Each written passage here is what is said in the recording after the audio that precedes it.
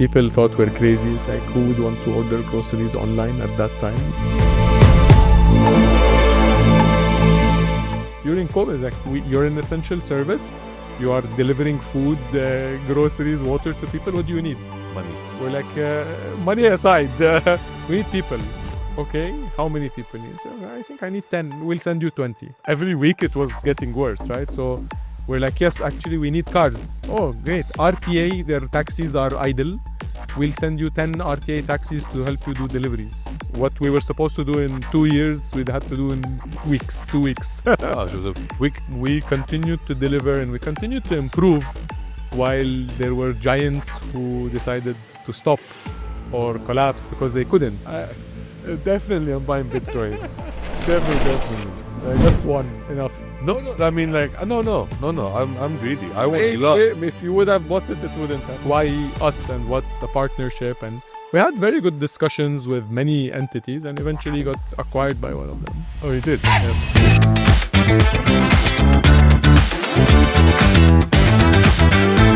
Nader, it's not. I'm saying you're here, right? Yeah. So just to make sure, Of I should know how to say it. If I don't know how to say your name properly, Well, it's been 10 years. yeah. But yes, it's been 10 years. I think. Welcome to the Rice Pudding Project. Thank you very much. Thank Thank you you. for having me. It's a pleasure to have you. So, obviously, I met you more than 10 years ago. But you were in the marketing Yes. for Coca-Cola. At Coke, yeah. Yeah, and that was fun times. We did some fun projects together. Absolutely. But your career was marketing, correct? Yes, most of my career was marketing. Did a couple of commercial roles in between as well, like trade marketing, innovation, and so on. I mean, prior to Coke, but Yeah. at Coke was marketing. So mix between marketing and commercial. How did you get into marketing? You studied I university? studied university, American University in Dubai, Okay, did the business management, all right. and then got into the FMCG world with an internship at Unilever, Okay. which is like, okay, this FMCG thing can be nice. And it was sales, in fact, then became marketing, because it was everything. And then at Kraft, they're like, okay, we're going to put you in the commercial track, which was again sales and marketing or trade marketing and marketing. Mhm. I'm like, okay, this thing is nice. Unilever and Kraft are two different companies, Yeah, correct? yeah, Yeah. yes. How long were you at Unilever for? Unilever was an internship, Just so an like internship. 6 months. Okay. And then Kraft. Kraft was 7 years. So it's Kraft, which is now Mondelez. Mondelez, Yeah. my favorite brands. So Yeah. Because I love Cadbury's chocolate and I love Philadelphia cheese. Yeah, Kraft originally didn't have those, right? Yeah, It was they Kraft, acquired them. and they acquired Danone biscuits, and they acquired Cadbury. Yeah. So I was lucky enough to actually work on Cadbury as well. Yeah. What's your After favorite the type of acquisition. Cadbury's chocolate? Favorite type of Cadbury's chocolate was probably Cadbury Bubbly, which is like the A-rated one. Ah, okay, like the Aero. Like the Yeah, Aero, okay. yes. Well, for me, it's fruit and nut. Fruit and nut. And yeah. Cadbury's cream eggs. Yeah. My favorite. My favorite. And then you moved to Coca-Cola. Then I moved to Coke. How long you were in Coca-Cola for? 4 years. Yes, okay. So you're fully FMCG. Fully FMCG to that point. And then you decided to leave marketing completely. Leave the corporate world. 2000, when was it? 17. 17. Yeah. Okay. 2017, you decided, I don't want corporate anymore. What made you change and say, I don't want to do corporate? I've always, it was always in the back of my mind. I'll do something of my own. Yeah. And even while at Coke, I was doing like angel investments, Okay. advisory roles with a couple of startups. Yeah. And I was like, okay, this is nice. I can see myself doing this. And got me courageous enough to leave the corporate world and say, okay, if I do it, this is the right time. Okay. If it doesn't work, I can always go back. It's something I enjoy. Mhm. But this is the right time. Okay. So, and then you decided to create your own company. Then I launched El Grocer. Yeah. With my co-founder, Rad. We launched El Grocer. Which is not a small thing to do. Yeah, I mean, we were like a small team. You go from having an army Yeah. to like 2 people plus, we hired a couple of more people, and it was like, okay, 4 or 5 people. Where's the okay, get rolling, do your own stuff. Can you explain to the audience what El Grocer is? So El Grocer, grocery delivery. Okay. So it was an aggregator model, evolved since then. And people thought we're crazy. It's like, who would want to order groceries online at that time? Yeah, because now 2025, everything is ordered online. Everything. But Within then- 15 minutes. But 2017, people, that was No, not happening. and then I remember 2018, was it? I think 2018 and or 19, we launched in Sharjah and Ajman. Like, Sharjah, Ajman, who orders? Are you sure? You're a bit too crazy, Yeah. And it worked. And people were ordering online because there was a chunk of consumers. Yeah. And then hit COVID. Yeah, that must have been different. That was an inflection point. Okay. Did that make life easier or harder because people weren't going? Both. Okay. It was easier because you didn't have to explain or recruit customers anymore, right? Everyone was actively looking for this service because we were all stuck at home. Okay. And luckily, because we were crazy enough to be ready as in to the best level that we could with this small team that we had at the time. Yeah. In fact, we were continuing to operate and improve and expand amidst the chaos because we had to suddenly we had calls from municipality and government, semi-government organizations of, okay, what do you need, right? You're now an essential service. Yeah. During COVID, you're an essential service. You are delivering food, groceries, water to people. What do you need? Money. We're like, money aside, we need people. Okay, how many people need? So I think I need 10. We'll send you 20. That's amazing. And that was week 1. And then week 2. How's it going? Good. Some of them working out, some of them. Do you need more people? And every week it was getting worse, right? So we're like, yes, actually we need cars. Oh, great. RTA, their taxis are idle. We'll send you 10 RTA taxis to help you do deliveries. And we're like, okay. That's an amazing support system. Oh yeah. Honestly, I think I don't talk about this much, but the support, people reaching out to us, offering support was something we didn't expect. And, it was very difficult, obviously, with the speed of things to get people trained, onboarded, a lot of mistakes, a lot of issues. What we were supposed to do in 2 years, we'd had to do in 2 weeks. Oh, she was a quick learner. Yeah, crazy. Straight, you had to. So it was sleepless nights, stressful days. Were you delivering yourself as well? Did you do deliveries or no? Me and my coffee, we wanted to, but we were trying to orchestrate a lot of things behind the scenes. So we're visiting shops, training people, doing whatever it is, but not the deliveries themselves. Have you ever done deliveries? Yes, of course. Yeah? To find out how the interaction. Oh, of course. So it's undercover, Absolutely. like secret shopper, but secret delivery. Absolutely. Very critical, very important. You discover a lot of things that, hey, you know what, the drivers are not able to manage because of XYZ, so we need to fix certain things within our tech, within our processes, so it's good. Have customers or shops ever been rude to you, not knowing you're the owner and founder? Absolutely. How do you deal with that? Okay, keep quiet and then tell the management. Oh, wow. Yeah. Okay, so then COVID was a really tough time, but you scaled a lot in that time. Absolutely. And luckily, because we were crazy enough to be, to a certain extent, at least the bare bones being good, solid, we continued to deliver and we continued to improve while there were giants who decided to stop or collapse because they couldn't, right? There are some platforms. Really? They just couldn't do it? Couldn't do it. But they already had the infrastructure. They thought they had, but it was either technically not scalable or operationally they didn't know how to do it. And so what made you different? we were agile. I mean, DNA of any startup is agility is a key one. Adaptability, agility, speed, all of these played to our favor. And that was a time more than ever before. It was not, okay, let's go and talk to layer upon layer and get approvals, which some organizations did very well, but most didn't, right? So the people who actually carried were, the agile organizations, many of which were startups or scale-ups, let's say. In those situations where, because obviously there's a learning curve and mistakes happen. Of course. Who tells you that there's a mistake that's happened? Because you're the boss at the end of the day, you and your partner. We were deep in, we were customer support chats. We were on the customer support chats and we would see what people are complaining about.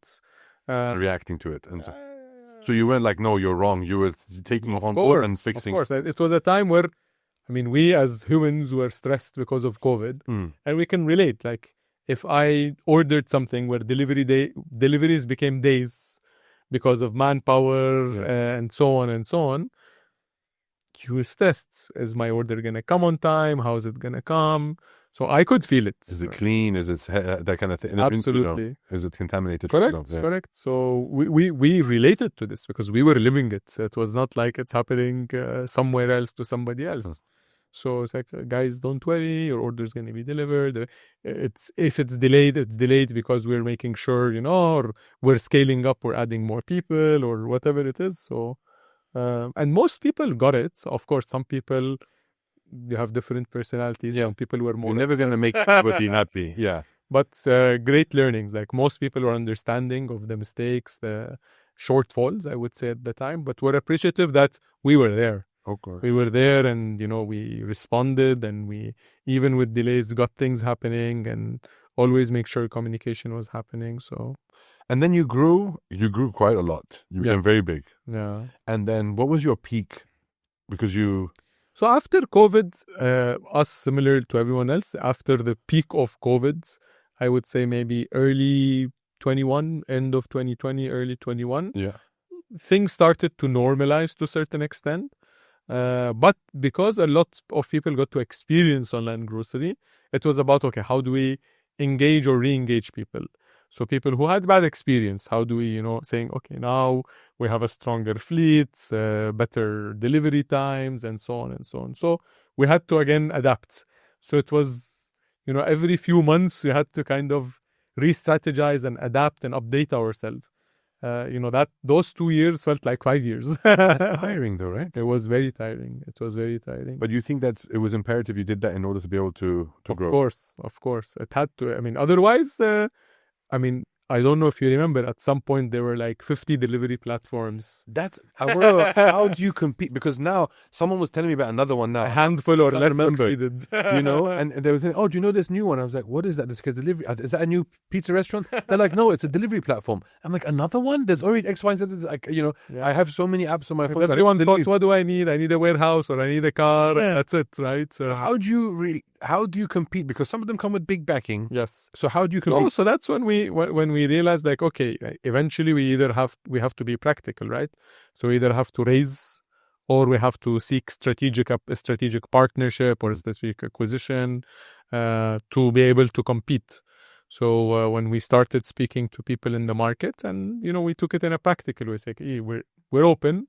We've built something that sustained and went through the difficult times. We were one of the first to start this. Yeah. And people saw that, yes, from 50, there's 10 left. From 10, there are 5 that are good. Yeah. So then it was about, like, why us and what's the partnership. And we had very good discussions with many entities and eventually got acquired by one of them. Oh, you did? Yes. I see you sold it. Yes.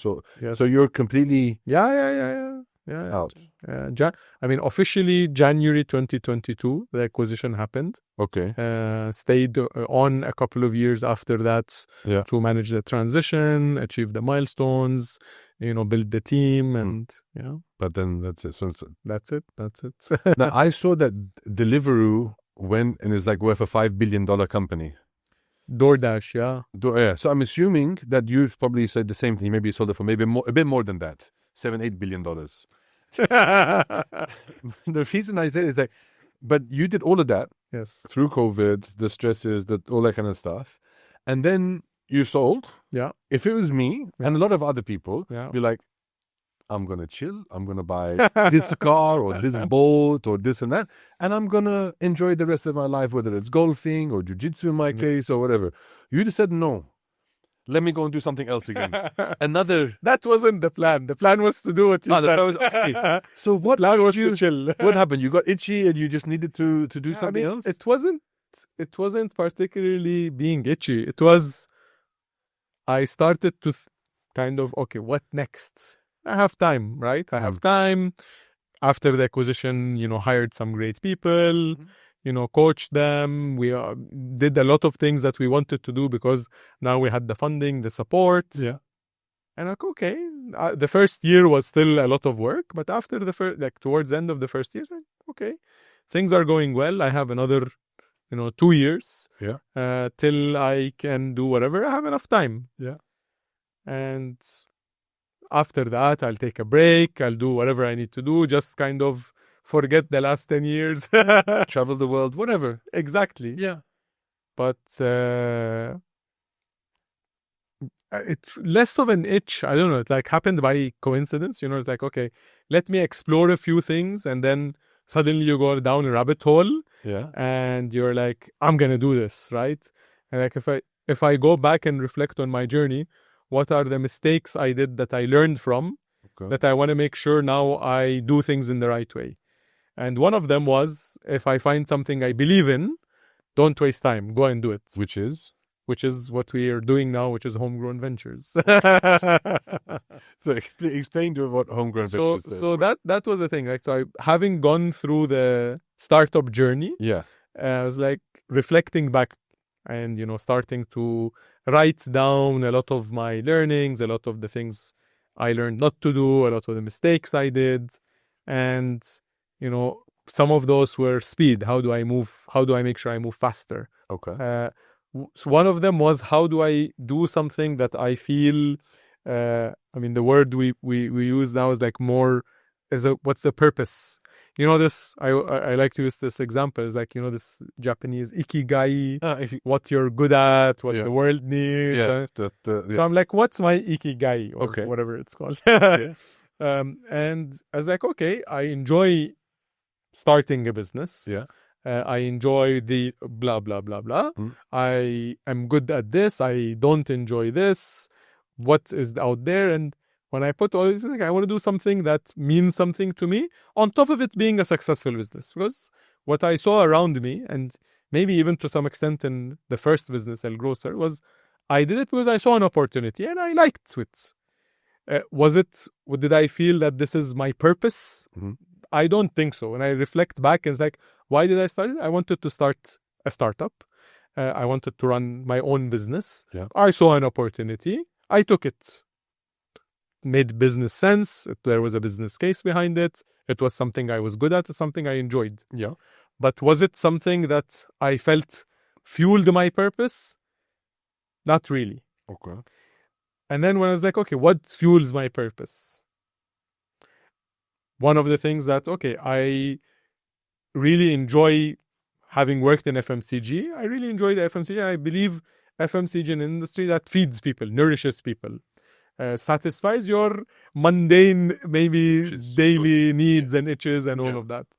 So I'm like, but most of the products we consume today that I used to sell, full of sugar. Yes, there are alternatives. They're trying to do better and all of that. But all are brands of the last 100+ years. Nothing. There's no real and new inventions. Globally, you're starting to see some very exciting, cool new brands emerge, grow very fast, get acquired. But I'm like, not many stories in the region. There are few, but not many stories in the region. And personally, I am kind of going towards that health and wellness trend. So okay, I'm going towards it. I see a lot of people around me going towards it. I look at some data. Yes, there is especially after COVID. I was seeing this, from some data saying, okay, people are realizing what they're consuming. Maybe COVID became kind of, in retrospect, right? COVID became kind of a point where we all stopped our autopilot. You go to the store, you pick a can, you pick that, you're just on autopilot. I think COVID broke that autopilot. I think we had more time to reflect on things. We all had a lot more time to reflect on many things in life, and I think including the food we consume and the products we use. And I think people became more conscious of that. I became more conscious of that, and a lot of people around me and, wider community. And when I looked at the newer generation, they were even more so conscious about it. Yes, the new generation is much more health conscious. I think they're drinking less. They're very much so. Yeah. So when I looked at all of that, it's like, yes, I worked in FMCG companies. I enjoyed doing that. I think I'm good at it to the best extent I can. I've been through a journey of starting a company. I can, do something around that space. But this is a purpose. This is one thing that really fuels me, like how to help people eat better, consume better products, give better choices, at least give choices, people can decide. Yeah. So that was one. Another one was I wanted to help other founders using the mistakes I learned and using the experiences I had.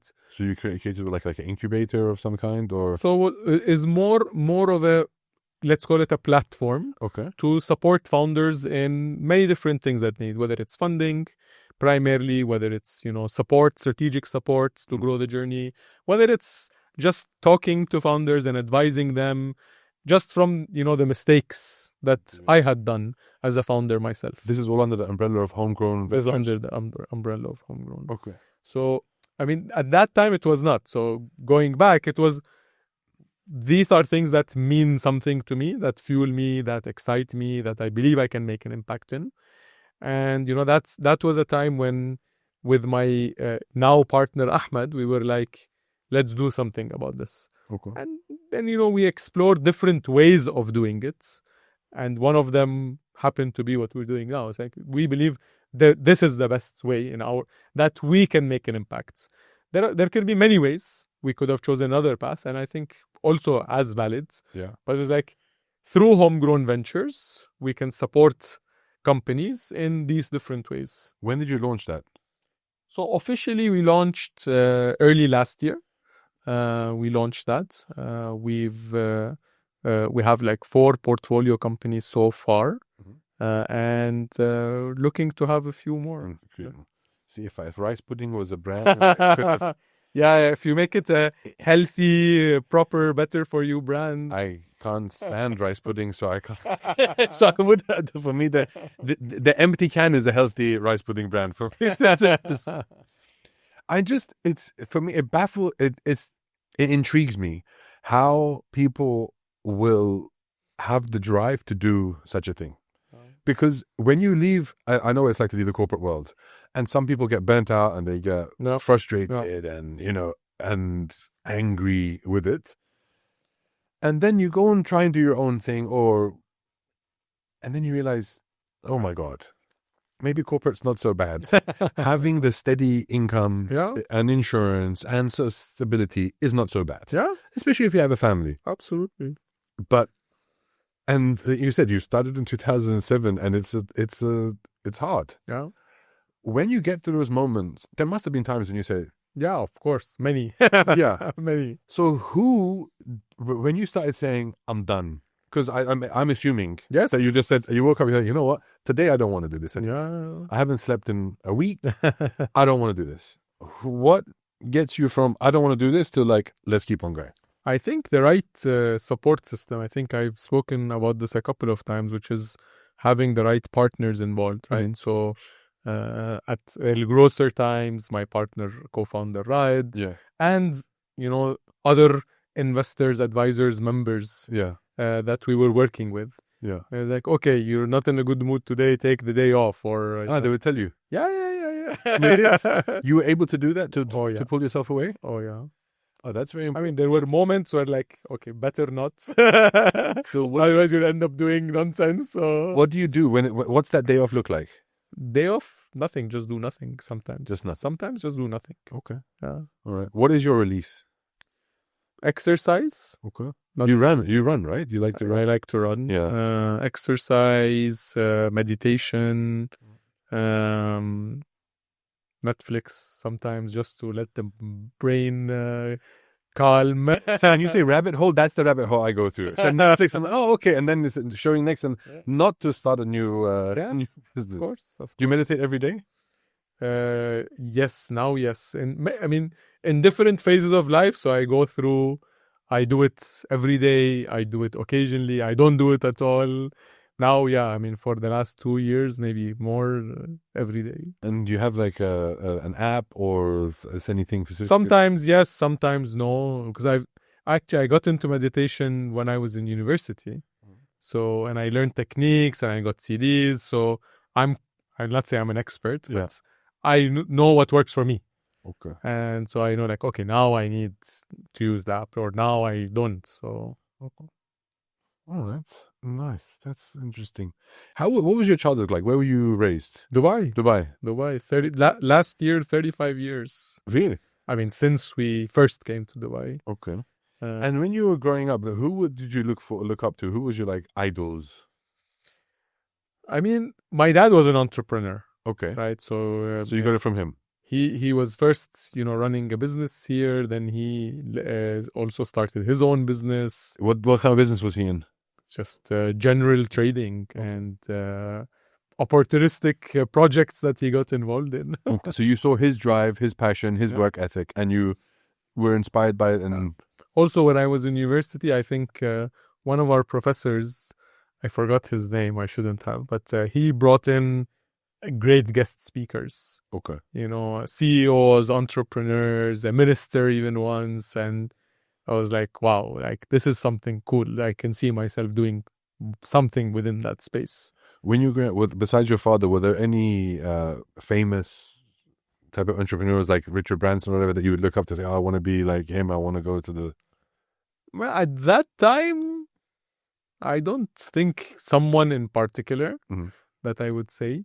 But I mean, one thing that I do say is that growing up in Dubai itself was amazing. Yeah. Like, even if you go away for summer holidays and come back and, I mean, back in the day, like you see 3 new buildings, 2 new bridges. Now you'll see. Still now you'll see. Yeah. So that itself, like growing up for most of my life here was like, wow. Okay. That itself, like, again, in retrospect, it's like, it's possible, right? It's possible to do all of this. It's possible. It's not about, I can't. Like, I remember looking out of my window when I was in high school. Yeah. And till now, I remember my balcony, my bedroom balcony, used to oversee what is today Dubai Mall. Oh, really? It was a military training camp. Yeah, it was Defense Roundabout, right? Yes, it was called Defense Roundabout. Yeah. And why it was called Defense Roundabout? Because that area was the training center for, young recruits to the military. I remember. And I remember seeing it from my balcony. It was desert and training and all of that, and hence Defense Roundabout. And now it's like downtown Dubai Mall. Like Burj Khalifa, fountains. So that makes an impact. I mean, even subconsciously, I think it got baked into my DNA without me realizing it. Okay. For Homegrown Ventures, what's the next evolution of it? I mean, we're very early in the journey. Yeah. So a lot to do, a lot to learn, a lot to contribute. You said you have 4 companies on the portfolio. 4 companies on the portfolio. Yeah. Are they ready to launch or they're all live? They're already live. We only look at things that are already live. Okay. So if your can is empty, sorry. That's the product. It's an empty can. Knowing you'll know how to sell it. I will sell it. I can sell it. It's empty. This empty can is great for your life. It has an effect. Okay, so you have 0 calories. Yes, very good for you, healthy. 0 calories. Perfect. Exactly. Yeah, no, you eat as many as 0 carbs. 0 carbs. No, what's it called? Trans fats, nothing. No, saturated fats, 0. So you take brands that are already live. Yes, okay. Yes. Early stage, they have to be live because for us at this stage, we have to see that it's existing. It's now in the future, will this change? I don't know. But currently, it has to be something that is already in the market. Yeah. Anywhere across the region. MENA region. Mm-hmm. And has a momentum, has a strong team, founding team behind it. Yeah. That's the starting points. Okay. Then we go into a lot, what category is it in? What's the potential? How can it grow? Is it geographic? Is it product range? So we look at then the rest of the business. Only FMCGs. Only FMCG. Only FMCGs. Okay. A lot of people ask, what's the tech angle? Where's AI? Just like your can story. And there's no tech angle. There's no AI. You're not using AI We use AI. Yeah. But it's not like you must have AI for us to look into you. But are you giving them... Oh, of course. Yeah. I mean, ourselves and, the teams we work with, without AI, I think it would have been a more difficult journey. Okay, explain that. How are you using AI? I mean, in day-to-day work, right? Yeah. So today, if you want to do research, yeah, and you want to understand a bit more about consumer, again, AI, just like, a lot of things, it's to the power of how you use it as well. I think you hear a lot of people saying it's Taking over. It's taking over, khalas. Some people saying, no, it doesn't work properly. Yeah. Like, somewhere in between, right? So it's about how you use it, what are you using it for, how do you improve, how do you get better results. But, and there's many use cases, like, again, research is one of them. Writing memos and content is one of them. Using it for brainstorming, whether it's marketing or sales is one of them. So, I mean, at our time when the search engine came out, it was a game changer. It was a game changer. Yeah. So this is another moment, because our version was going to the library, going through encyclopedia, and you wanted to I don't know, you wanted to research rice pudding. You'd have to go through R and find that book and okay, rice, and then it would tell you go to another section. And so a lot of, more and more use cases now. Even product shots, speaking of products, like there are solutions, tools, people that we work with that you don't need to do product shoots anymore. Just take a photo with your iPhone, feed it. I don't know what they do. They feed it, they do whatever it is. Within minutes, you have professional photo shoot quality images. some people are going to agree with you, some people are going to agree. My photographer friends are going to start complaining now. So you need a mix of both. Right? Because you need to realize it, because again, like, these things take time and money, and communication and effort. Time, money, effort. Yeah. So if you can minimize that, and as a startup, you don't have time, money, effort. You want to minimize the time that you put into something. You want to minimize the money that it takes you, and gives you, with minimal effort, the best results. So you're trying to find solutions, and yes, you will need a mix of both. But yes, there are use cases where you have to adapt, and how do you do it? How do you adapt is very, very important. It doesn't give you the creativity yet. Yeah. So you don't have the creativity. Creativity is still powerful. Again, some people will disagree. Yes, you can get creative ideas depending on the platform and the tools and the prompts. How much effort you put into it. Yes, of absolutely. course. It's what you use it. It's how you use it. Exactly. Yeah. But again, that takes time and effort to learn how to do it as well. So if you have people that can help guide you in that becomes powerful. Rather than, a 5 person team can feel like, 50 people if you use the tools in the right way. Do you think that there's more entrepreneurs, or the entrepreneurial mindset is more prominent now in this generation than it was in our generations? Yes. Why do you think that changed? Because we all had, like you had your father who was an entrepreneur, but it just wasn't as public? Or I think it wasn't as public, and I think you start hearing of the success stories. Yeah. And even failure stories of people trying XYZ and it didn't work, and they tried again, and or people that didn't try again, but it didn't work. I think they say, like, entrepreneurs are more like the rock stars of this generation. Like, whoever it is, they're doing something cool, they're doing something different. Yeah. But it's not for everyone. Yeah. Is there more? Yes, there's more. Yeah. But more from what base? You get my point? Yeah, Still, there's many more companies and jobs that are being hired for than there are entrepreneurs. And it's a balance. Right? If everybody wants to become an entrepreneur, then there's no one to do the work, and the same vice versa. So I think that's human nature, right? You will have preferences. You like empty cans, I like filled cans. So it depends what you like. Rice pudding? I like rice pudding. Yes. So this is your call to launch a rice pudding brand. My rice pudding brand you'd buy the rice pudding, you'd open it, and it'd be cheesecake or cream cheese. Nice. Like, this isn't a rice pudding. Like, that's there you go. What's your advice for? Maybe this is something for. Maybe I should put it together for your company. Yeah. Could be my, angel investor maybe. Yeah. Okay. I have an iPhone. I can do the product shot. Right? Nice.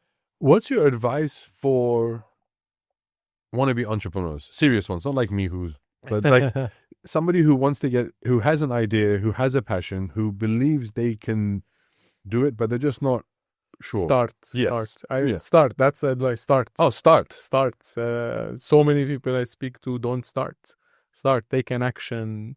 Keep trying till you find what works for you, what is needed out there. Speak to people, listen to the feedback, but start. A lot of people don't start. But how do you stop yourself from just because it's like everything is invented, Yeah. right? I mean, even a grocer, everything is invented. There's tons of different cans and delivery services and dating apps or whatever it is. How do you persuade yourself that yours is going to be? Yeah, you don't know. You don't know. It's like you don't know if that's the thing, or that's the start of what you build up towards.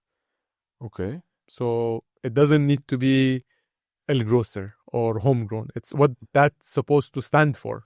Yeah. Why am I doing this? Yeah. And okay, if this is not the right way, what is the better way? Okay. If this is the right way, how can I do it in the right way? Execution is critical.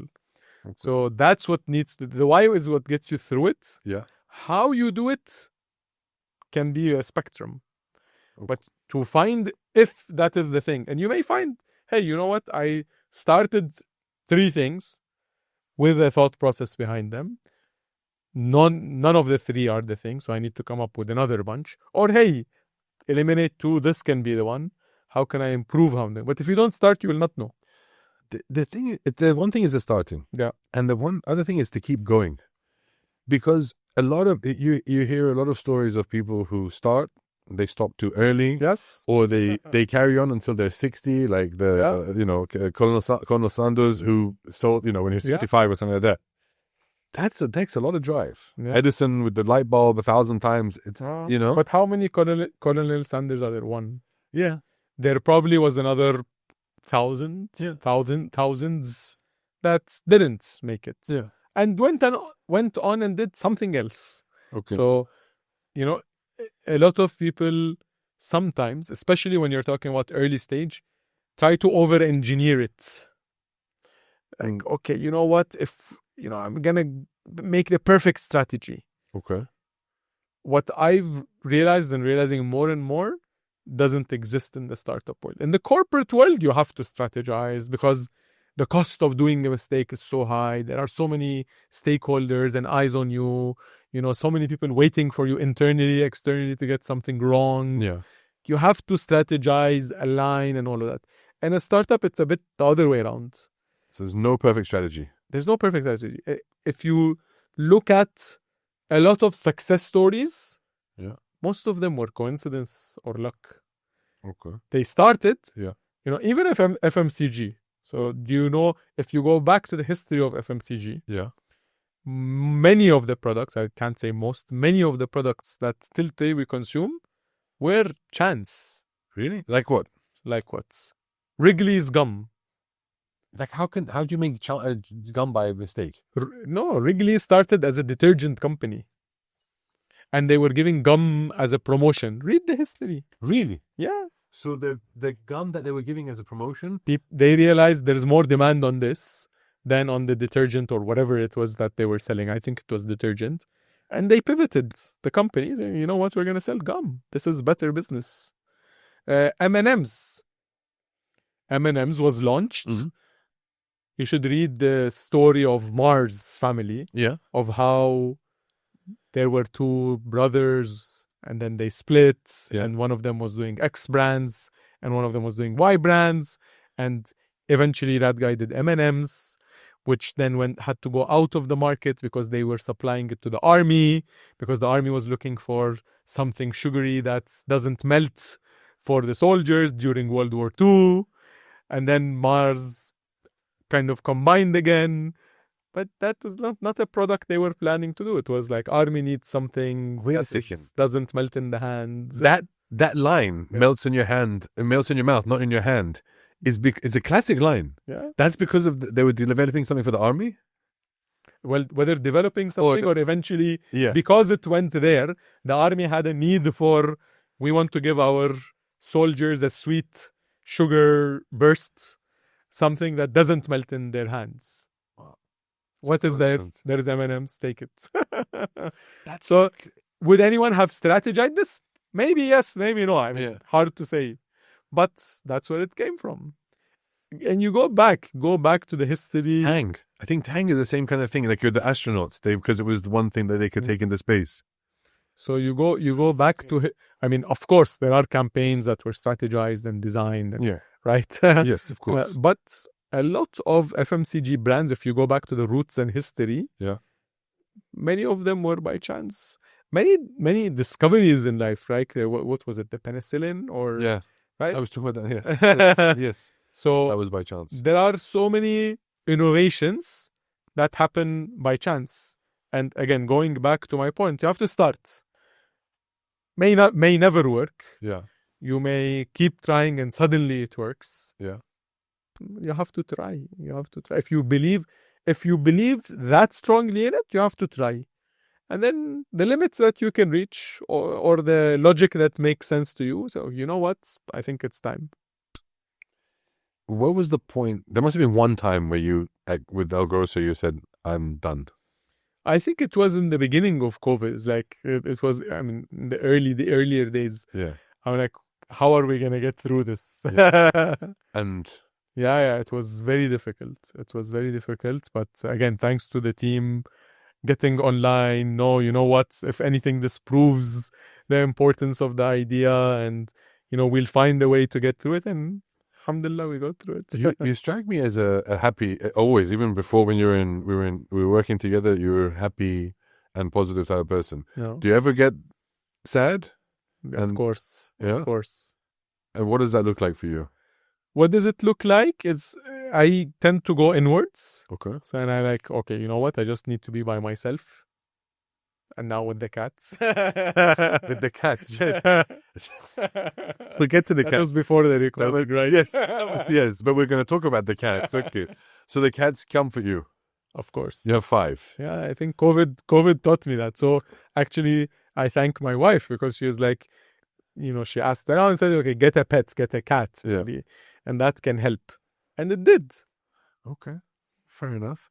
Now, you told me that you had 1 cat at first. Yes. Then you got a second cat. Your wife got a cat. Yes. So you had 1 each. Yes. And then your wife... Rescued 3 kittens. Rescued 3 kittens on the way to the store. On the way to the store after the storm. My question is, yes, because she went once and she got a cat. Yes. And then she came back the next day. She got 2 more. And she got 2 more. She was going to the store to buy groceries. Yes. Why you didn't use El Grocer? It was flooded. Everything. All delivery services were closed after the storm last year. You didn't have the 4x4 thing? Because if you did, you'd only have 2 cats now. There you go. Yeah. And I would have been a bit less happy. Now with the 5, I'm happier.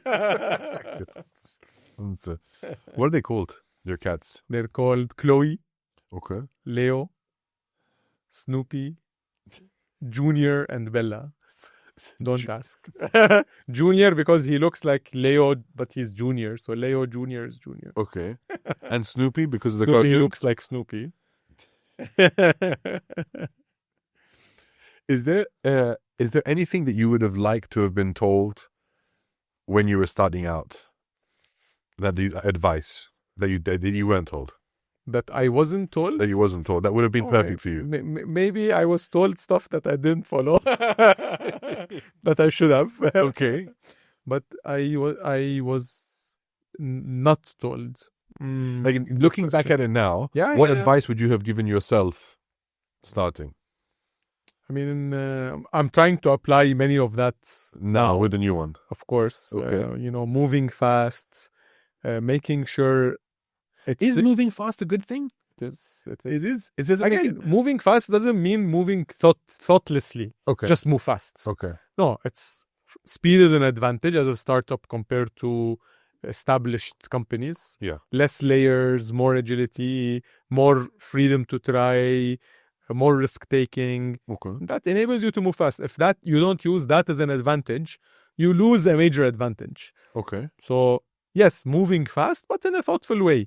Right, without necessarily just doing it for the sake of doing it. Okay. Like, okay, I want to do it fast. What am I doing? I'm doing this. Okay, go and do it. Just execute. Yeah, execute, learn, adapt, pivot, whatever it is. What was your best piece of advice you had when you started El Grocer? Best piece of advice was be patient. Which...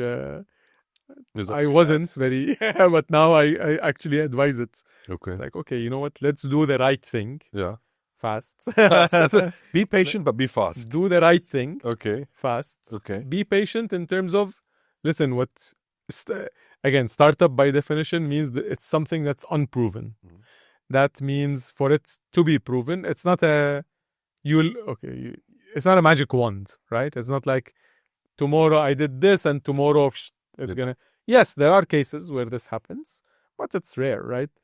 And again, trying and experimenting can help you strike that. Yeah. But you can't count on that 0.00 whatever % chance of that happening. So if you believe it's the right thing, you have to be patient in terms of keeping on doing it, keeping on trying different ways. And it's like, okay, it didn't work. Okay, why didn't it work? How can I make it work? Is it the right thing? Yes, it is. How do I try in different ways? Okay. How do I get through? If I'm trying to get through to the right person to do something, how do I get through to the right person to do something? Is it a new brand that I want to talk to? Is it a distributor that I want to work with? Is it an agency that I want to work with? If I'm not there, how do I do that?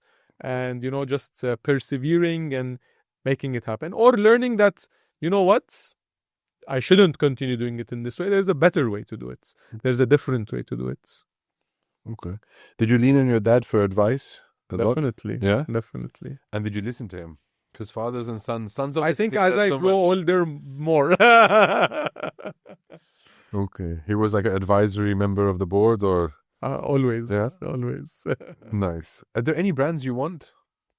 I can put them out there. We can call out anyone you're trying to get. We're working on them. Fair enough. Now, you think that these cans are empty. But there's secret questions inside. There are. How do you know this? I can see the paper. You could have just said that you're a subscriber to the channel and you've watched everything and you're waiting for. That doesn't make it cool. Of course I did. Okay. Oh yeah. Why am I choosing the can? You need to choose. Sure. You need to choose a can, and there's a wild question inside. I'll go for the top one. Okay. I'll let you. If I don't like it, I'll change. You can make it up. I mean, I don't know what the question is, so. Okay, so I'm asking you. Or no, this is for you. So tell a strange story that has happened to you or you have heard. Amin has to guess if it's you or not. Yeah. Okay. Let's see how good you are at bluffing. Do you play poker? No. I'm too honest. Tell a strange story. I told the cat story. So you told the cat story. Can't say that. We can choose another one if you want. Let me think. Tell a strange story that has happened to you. Let's choose another one. Okay. Yeah. What? Go ahead. You choose a. Which one should I choose? Do we take those cans with us? What's the strangest thing you have ever heard or learned in your lifetime? Strangest thing. Now, in today's world, every day you encounter something strange. That is true. With AI and with new products and with all of that. Strangest thing you have ever heard or learned in your lifetime? I think maybe sound weird, but still the jury is out there. It's like, is there life outside of the planets? Okay. And do you think there is? I think there is. You think there is? I think there is. In our solar system, or? That I don't know. Now you're going too deep. Too much? But I've read. Again, I like to maybe read or go down rabbit holes sometimes. Yeah. And, like one of them is like, whether it is about the universe and existence of life outside. Yeah. Like, if it's not there, it will be boring. And then another one, which I've read a couple of books about, is about time. Okay. In what sense? Time, as in how does time work and the existence of time, and is time travel possible? But from it's not a physics book, but it's from a physicist. Yeah. And it's about, how we don't really measure time in the right way, and what does time mean, and the flow of time, and all of that. So like that intrigues me as a subject. So I've read a couple of books around it. I've done a bit of research, and it's like, it's strange to think about it. Like, if we want to be accurate about time, not just every city will have a different time, every zone will have a different time. But in order to unify time across the world, we've adopted time zones. Yeah. But physically, that's wrong. I mean, physics-wise, that's wrong. Yeah. And, how time is moving slower as we move in time. And sometimes you feel, oh, wow, time flew by. So these things have a physics essence to it. Again, I don't go into the science of it, but more of the conceptual part. Is that like vortex mathematics? Something like that. Interesting. If you could go back in time. Yes. Okay.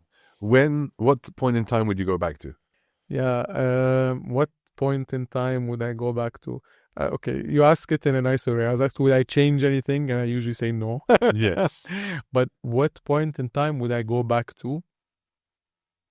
Maybe I would go forward to rather than go back to. Okay, where would you go forward to? The future. But how far? Maybe like 50 years. 50 years. Yeah. So okay. Maybe still within my lifetime. Just to have a look around and then come back again? Or do you want to stay there? No, just take a look around just to see. Doesn't it ruin the surprise? No, I think it's good to see. Interesting. Yeah. Okay.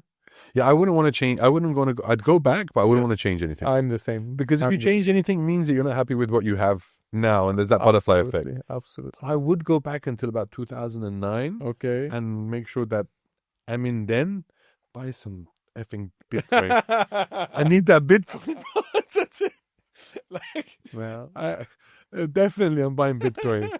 Definitely. Like, just one, enough. No. I mean, like, no. I'm greedy. I want a lot. If you would have bought it, it wouldn't have happened. Huh? Maybe. But like, I'm willing to take that risk because I don't have any now. So but I got some money recently, thankfully, for a property that I got back. Nice. And it was after 16, 17 years. Wow. And I bought the property in 2008. And I went on, did the thing. I went to the ChatGPT. I said, hey, ChatGPT, if this money had been bought, if I had bought Bitcoin in 2008, how much would it be worth? And ChatGPT came back and made me cry. ChatGPT said, if you had invested this much money, and it wasn't a lot, it's not 1,000x or something. 1,000. If I had invested it's like whatever, it's 1,000 dirhams. No. That's $70,000, for example. Yeah. Okay. Yeah. If you had invested $70,000 in Bitcoin in 2008, it would be worth something like $15 trillion. No. Yeah, no. It is. Yeah. Because it was zero. It was like basically zero, right? Okay. And then ChatGPT said, disclaimer, you could not buy Bitcoin in 2008. So, there you go. So that was, but based on that. But if I had bought it in 2010, which was very, very hard. Yeah. And then it said that if you tried to buy Bitcoin in 2010, it was very, very hard. Yeah. It was only able to, so then I would have gone back in time for no reason. There you go. Mm-hmm. There you go. Nader, thank you for coming on the show. It was great to catch up with you after a decade. Yeah, pleasure. Thank you. Pleasure having you. Thank you. Is there anything you want to tell anybody, the audience, before we leave? About you, buy Amin's rice pudding. Yes. 0 calories. 0 calories, 0 carbs. 0 carbs. This is the future. 0 fat. Yes. Comes in different flavors. Comes in white and red. Yeah. Whatever, I'm loyal. With a secret sauce inside. Oh, thank you very much. That was great. That was great. That was awesome. Pleasure. Pleasure. It was fun.